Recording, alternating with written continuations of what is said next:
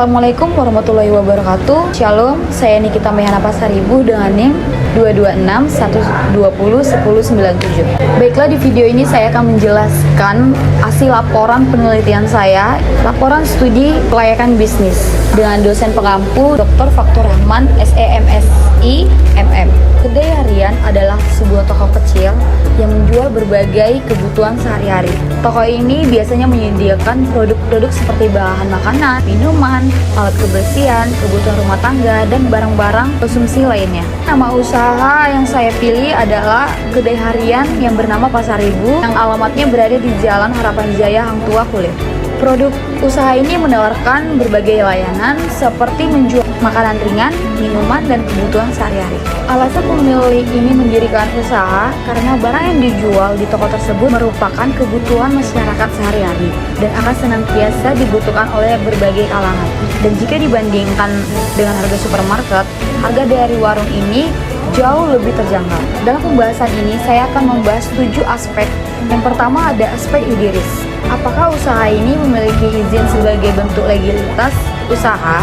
Usaha kedai harian ini tidak memiliki surat izin usaha, sehingga bila ditinjau berdasarkan studi kelayakan bisnis, usaha ini dinyatakan tidak layak dari segi legalitas. Pemilik usaha mengatakan bahwa usaha ini hanya memiliki izin secara lisan melalui RT dan RW setempat. Yang kedua, ada aspek pasar dan pemasaran. Siapakah konsumen atau target pemasaran produk usaha ini? Target pemasaran produk usaha ini semua kalangan masyarakat atau masyarakat umum dari kalangan umur remaja, dewasa, ataupun lansia. Yang ketiga, aspek operasi. Dalam aspek operasi ini, saya akan membahas 6 tujuan penilaian. Yang pertama, ada lokasi yang strategis. Menurut saya, pemilihan lokasi usaha ini sangat tepat dan strategis dikarenakan lokasi dari usaha ini berada di pinggir jalan sehingga mudah diakses. Yang kedua, ada layout usaha yang menarik.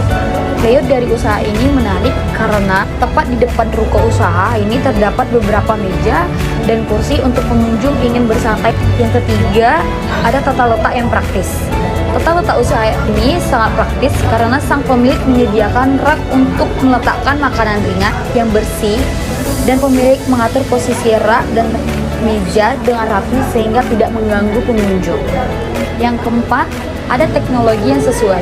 Usaha ini menggunakan teknologi seperti kulkas, wifi, namun hanya sebesar 20 Mbps. Yang kelima, ada keuntungan yang maksimal. Mengenai keuntungan, pemilik mengatakan bahwa keuntungan dari usaha ini sangatlah memuaskan karena usaha ini memiliki banyak peminat dan pelanggan yang tetap. Yang keenam, ada penggunaan biaya yang minimal. Pemilik mengatakan bahwa usaha ini mengeluarkan biaya yang minimal karena pemilik usaha hanya mengeluarkan biaya listrik dan tidak mengeluarkan biaya sewa ruko. Aspek yang keempat, aspek manajemen. Saya akan membahas 2. Yang pertama, plan atau perencanaan. Untuk perencanaan, pemilik mengatakan setiap hari mereka membuka kedai dari pukul 7 sampai 10 WIB sesuai dengan yang ditargetkan.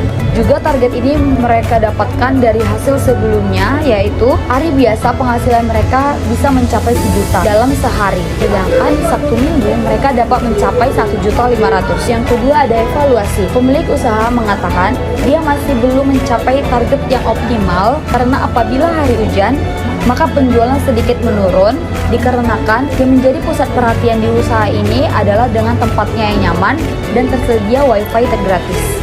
Namun, jika hari hujan sangat rentan kehilangan sinyal. Pemilik masih ragu ingin mengganti jaringan atau menambah Mbps-nya. Aspek yang kelima, ada aspek ekonomi sosial. Yang pertama, peningkatan pendapatan.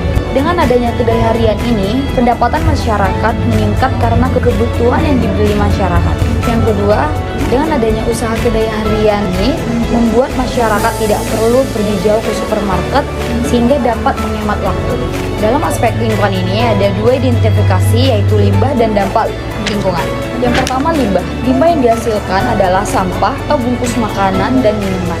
Dampak lingkungan dari usaha ini yaitu menimbulkan sampah yang tidak dibuang pada tempatnya. Yang kedua, ada solusi dari dampak lingkungan. Pemilik mengambil solusi untuk mengatasi dampak lingkungan tersebut, yaitu dengan membuang sampah dan membersihkan halaman. Sekian dari laporan studi kelayakan bisnis dengan usaha kedai harian. Melalui penilaian dari beberapa aspek sebelumnya, dapat kita simpulkan bahwa usaha ini layak. Karena menurut hasil penelitian di atas, usaha ini memenuhi 6 atau dari 7 aspek yang dinilai. Saran yang dapat saya berikan adalah sebaiknya pemilik usaha secepatnya mengurus surat izin dari usaha ini, karena bagaimanapun legalitas suatu usaha sangatlah penting bagi usaha. Baiklah, sekian hasil penelitian laporan saya. Saya selaku Nikita Feana Pasaribu dengan nilai 226111097 mengundurkan diri.